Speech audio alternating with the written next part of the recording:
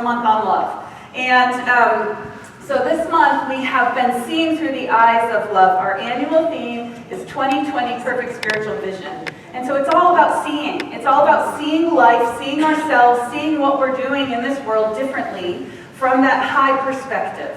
Right, so we came up with this theme because basically we're in a year where it could go any way possible, right? Like it feels like it's already, it just feels like it's weighing us down. But so my idea of this is that, well, since it's a 2020 and there's no brainer, right? That of course it would be about perfect vision. And so how can we see what's possible and move in that direction instead of getting stuck in the weeds of the muck and the mire and the fighting and the blah, blah, blah.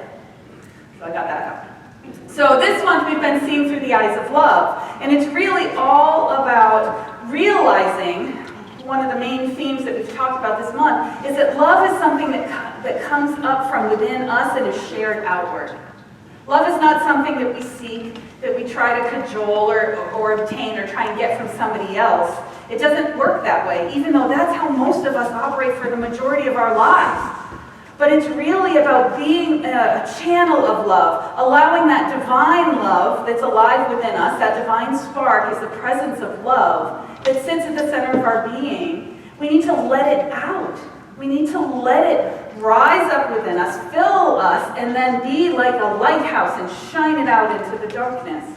And then it's reflected back to us. That's how our lives are filled with love. So often we think it's about being good enough or being what they want me to be, trying to figure out how I could get love in this world. And we've been going down the wrong path for a whole long time. When we flip that switch, instead of trying to get, but start to give, then everything multiplies. And that's where what we've been talking about. So this week, as we end our month of looking at love differently, we're looking at the possibilities and potentialities that surround us. We're striving to actually be a place and a space for love. So being a transparency for love. So I love this phraseology. This came from Joel Goldsmith, the book that we've been reading this month. And let me tell you, I tried to put a lot of other wisdom and other people's quotes and ideas and stories into this talk today, but I can't because it's really all about Goldsmith. And what I love about this metaphysical teacher is that he goes straight to consciousness on all of it. We call him an absolutist, which means it's just all about God. We go to God for God. We go to God when you want to know yourself and your purpose, you go to God. You want to create more abundance in your life, you go to God. You want to have more love, you want to release all of those judgments, you go to God. And I love that so much because it's the purest way of connecting to the truth in this world. And so I've been trying to pull other things in, but I couldn't. And what he talks about in terms of being a transparency for love is that we're striving to be a safe, loving space.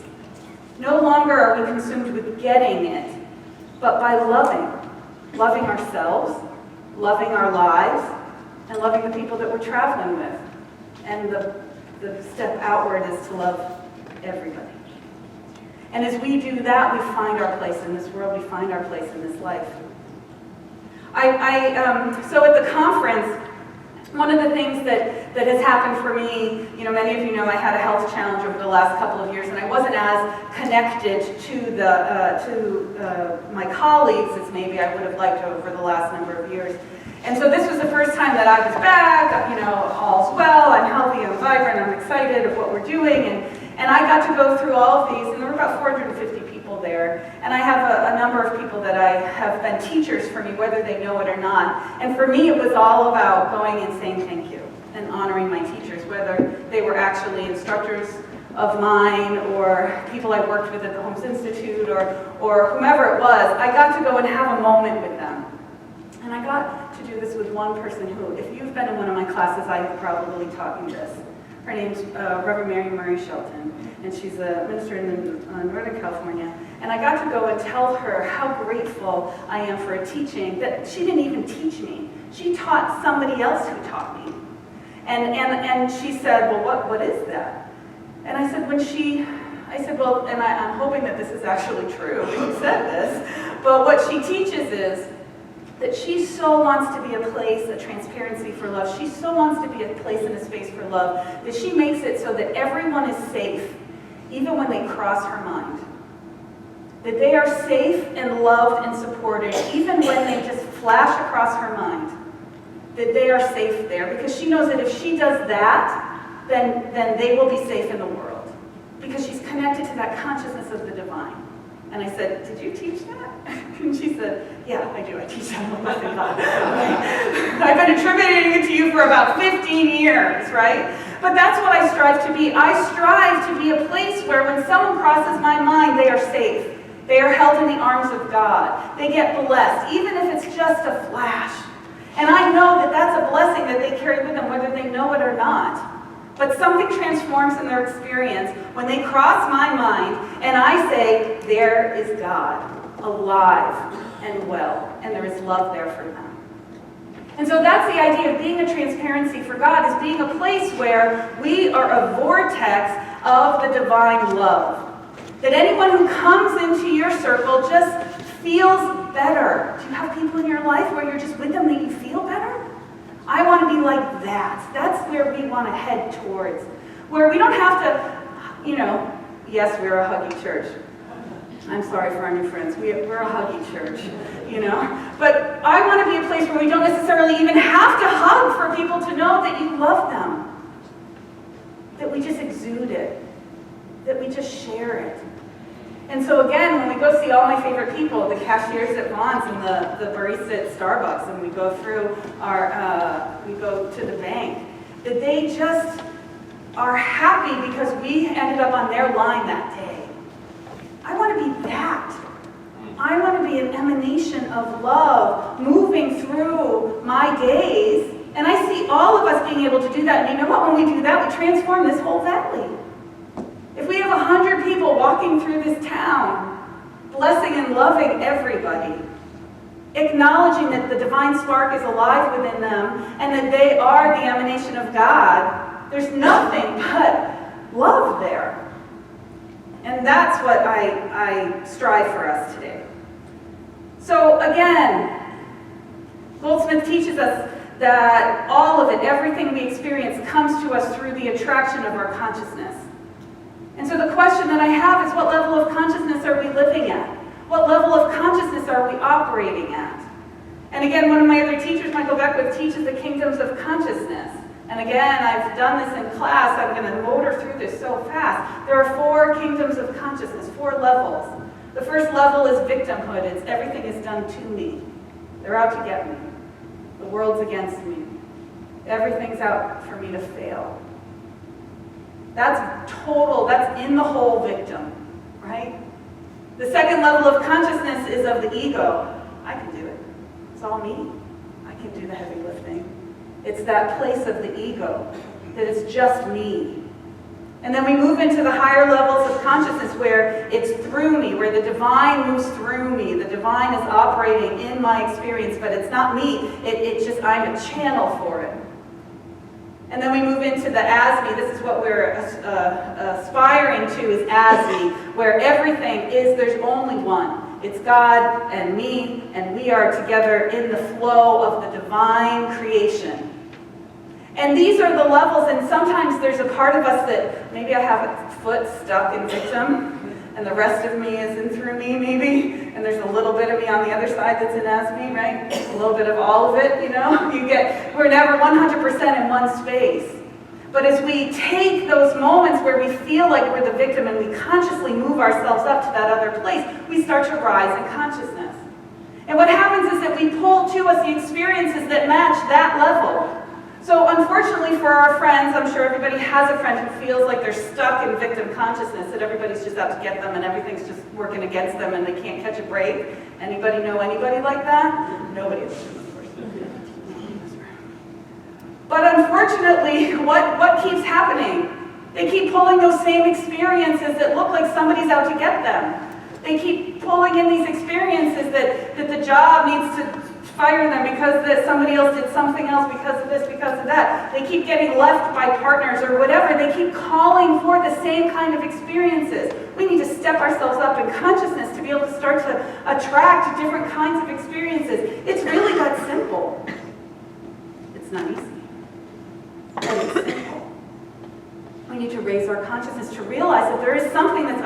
within us. There's something that's operating as us, part of us, that we can release to, that we can surrender to, that we can open to. And when we pull in our experiences from a higher level, if we can get to that place where we know that God, as the power of love, is working through me, and I know that everything I do is geared towards being an emanation of love in this world, what do you think we're going to call forth? We're going to call forth more love. One of the things that I really care about is giving you tools. Is giving you tools of transformation, right? That's what we teach. We teach tools of transformation to transform your lives. And so this month I've given you a couple of them. We did the heart meditation from Deepak Chopra, where we listen to our hearts because your heart has a lot to say. And then I did the loving kindness meditation because of the challenge I was having with my daughter's dance school. And there was somebody who I was having a little thing with. I admitted it. And so I have been doing two things. One is I've been doing that loving kindness meditation. May you be filled with loving kindness. May you be well. May you be peaceful and at ease. And may you be happy. I've been saying that every time she pops into my head. I keep saying it and saying it. And I'm doing a prayer 30 days. I put that up on Facebook too. I've been doing a prayer for 30 days without telling. I guess I just told you. But the person doesn't know that I'm doing that for them, right? And so all of a sudden, all of my energy and anger and fear and pain just drained out of me. Now, I'm hoping the other person's benefiting from that, you know. But no longer is it building up and building up and building up. You know, when you have a conflict with someone and it feels like it's getting bigger and gets bigger and gets more complicated and complex, and then you just want to start going, you know? And it's like, I want to be right. No, I don't want to be right. I want to be kind. I want to be a transparency for love. And so these tools are those things that are going to get us there. These tools are these things that are going to allow you on a daily basis to remind yourself there's something greater operating here. And so I have one for you today. It's in your program, and there's more out in the back if you don't have it. It's called Be a Transparency for God. This is a little thing from Joel Goldsmith. I'm going to read it to you. But he says this, that we become a transparencies for God when we dedicate ourselves to loving God and to loving our neighbor as ourselves. This dedication of our consciousness need take only a few minutes, but it should be repeated at least 2 or 3 times a day. So this is it. I'm going to invite you to close your eyes and take a breath. This is as simple as it is to read this a couple times a day. In the name of the Father, peace, be still. I bring no condemnation into this world. Because of my love for God and for my neighbor, may love flow through my consciousness and bless and forgive and uplift and free mankind, my enemy and my friend. That they may be free of lust and greed and hate and fear and doubt. May God's love touch their consciousness and awaken their souls. And so it is. Right? 20 seconds, twice a day. I want to give you a tool for transformation. Even though we may be ending our month on love, that doesn't mean you've got to end your practices to welcome more love in your life. If we just pause and remember that God at the core is that unifying presence and is that presence of love, and we choose who we intend to be. I choose to be a transparency for love. I choose to be a love vortex. I choose to be whatever that word that's going to float your boat there. Be a space and a place for others to feel their truth and their freedom, and you don't have to tell them anything. You don't have to convince them of anything. You don't have to do anything but see God alive in them. We are seeing with perfect spiritual vision this year. And so we also have to remember that we're the instrument through which God is to find entrance into this world. That's the other theme, that is, as he said in this, that we have to love our neighbors as ourselves. And when we can start to do that, when we can start to see through our fear, our judgment of the other, of someone that's different, of some different kind of expression that usually holds us back, if we can see through that, then we can get curious. And we can realize that each and every person is a divine emanation. And then we can start to build those bridges instead of dig those ditches. We are here to build bridges to that which we don't understand. We are the ones who could be curious enough to try and see the glory that's being expressed in someone that may look different than we do or makes different choices. Now, you don't have to be best friends with everybody. You don't have to hang out, but you can respect someone who's different than you are. You can see through those things that you may not like. But every single one of us is an expression of God, is an emanation of the divine, and deserves to live full, fulfilling, joy-filled lives. And so when we can start to see through that, then we start to be harmonious. Then we start to express that love in a deep level, in a deep way. One of the other teachings that I teach over and over again, actually, this was the first thing that someone quoted back to me, and I was so excited when they said that. I was like, wow, you actually listen to what I say. That's kind of fun. Is that many times when we're talking about creating something new, I'll say, can you give me a pinprick of possibility? Can you have, that faith of a mustard seed, that tiny little pinprick that something different might be possible? When you're seeing something coming down the pike, you see that you think that something's inevitable, that there's a crash coming in your life, that it's a health issue or a financial issue or a job issue or a relationship issue, that it looks like it's going off the tracks, right? And you can see it coming and you're really nervous about that. Can you give me a tiny bit of an idea that something different might be possible? And if I can get the person to say, yeah, I can give you a pinprick of possibility, then everything can change. And everything usually does change. And so not only is that my idea, it's Joel Goldsmith. He says if we give the love of God just a tiny crack through which to enter this world, we shall see how quickly that love will encircle the globe. Faster than sound, faster than light. But there must be an entrance made into this world for God, or else God is kept outside. We have to give it the chance. We have to give it the crack of possibility. I don't like crack of possibility. I like pinprick of possibility, but Goldsmith is Goldsmith and I am me. So the idea of this is that in our consciousness, going back to that idea of everyone being safe in our minds, safe in our hearts, can we walk through our days and see that all is as it should be? I know it's heavy lifting, it's hard work, but it's the work that we signed up for. To realize that God is in all, and that the only way past any kind of difficulty and dysfunction and separation is through realizing that we're not separate, that we are united, that we are connected. And it's in that we can create, again, the vision for our organization is creating a world that works for all and awakening all to their spiritual magnificence. I'll admit, I guess this is being recorded, I'm in trouble. I'll admit that I didn't really like that when they first came out with it. I didn't relate to it, I didn't understand it. But you know what, after 15 years of ministry, I get it now. What it means to have a world that works for all. We all deserve to live a full life.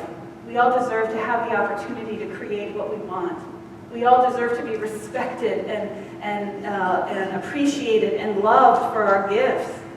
I love that Ann Woodward's starting the new Gifts of Spirit ministry here so that everyone can share their gifts, whether it's artistic or creative, whatever it is, to have a space of people who are coming together to express. That's healing, because it's sharing your love with the world. We have to find a way to do that. We have to find a way to find it within us, allow ourselves to love ourselves, and to share that with the world. Now, again, we are called to go beyond our biases. We are called to go beyond those places where, and everybody has their own judgments of things that make them uncomfortable or make them more comfortable, and people who make different choices and all of that. We need to learn how to get past it. One of the things that inspired me this week was one of the ministers showed this video from Lenny Kravitz, and so I figured I'd be cool. It'd be cool today to show you a little Lenny Kravitz. But let's watch this, and then we'll talk about it.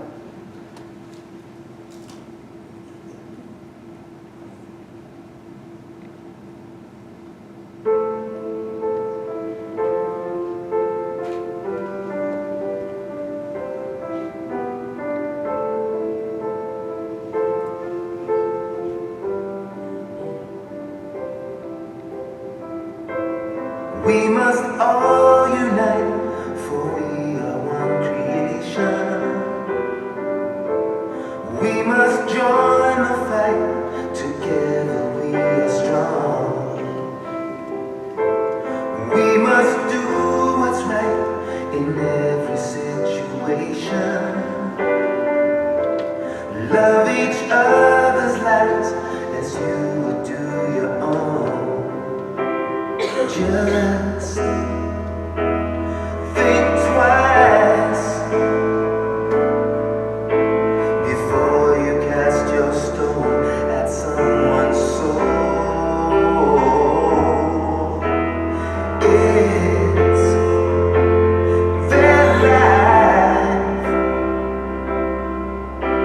so the choice is theirs and theirs alone. We're not here to judge, we are here to love. There's no room for hate, we are just one human race. We must rise above, we are here to love.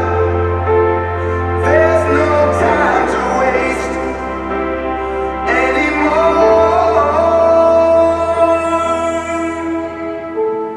We must all unite, there's no more segregation.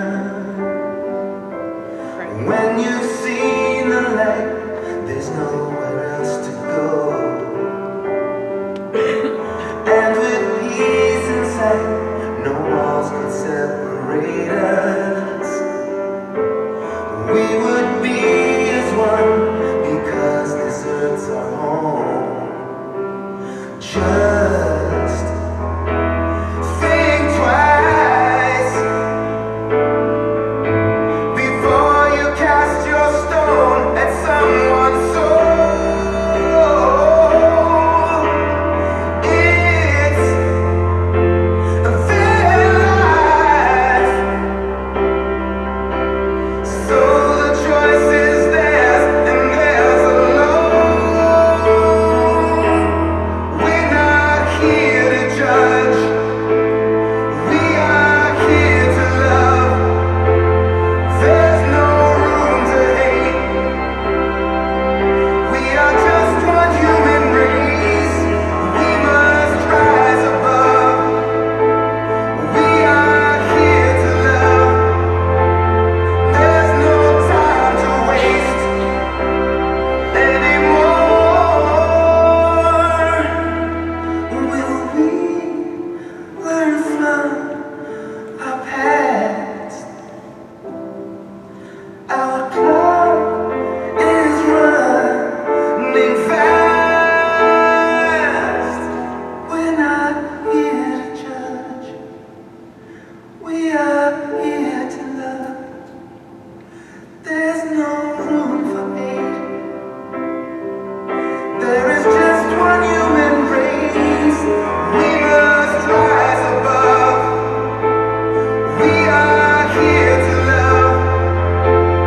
There's no time to waste anymore. We're not here to judge, we are here to love. There's no room to hate, we are just one human race. We must rise above, we are here to love. There's no time to waste anymore.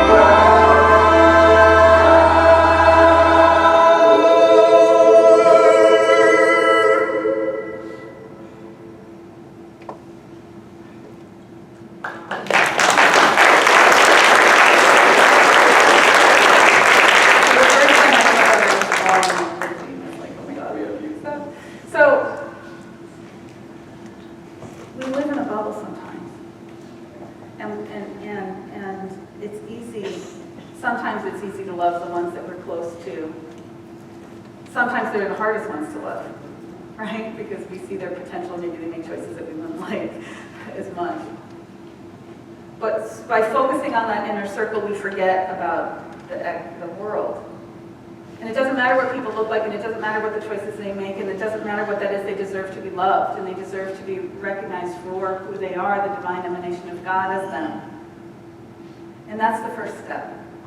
The first step of being in transparency, a space, a place for love in this world, is by realizing that and allowing someone who's different than we are to gain our respect and gain our appreciation and gain our love no matter what, whether they're making the choices you like or not, whether they're showing up in the world that you think is appropriate or not. We need to start with love. So often we say that love is the only thing, love is the most important thing, love is the healing force of the universe, and then, inevitably it's like, oh yeah, that romanticized idea of love. But the truth is this, love is the only thing that's going to heal. If you've got something in your body that needs to be healed, I can tell you because I did this, you have to love it so much that it becomes part of your growth process. Let me tell you, I know it. You have to love your cells and your organs and your systems so much and know that they are the divine emanation and know that they work together in harmony and peace to create wholeness in the body. That's how you heal. To heal your relationships, you need to love yourself so much that you can let that baggage that you've been carrying go.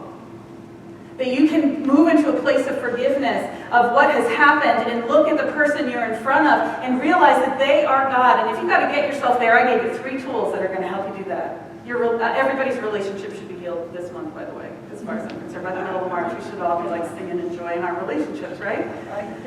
If you want to heal your finances, you have to love yourself into realizing that you are the worthy emanation of God that deserves to be supported and taken care of so much that there's only abundance in your world, and you know when it's going to show up.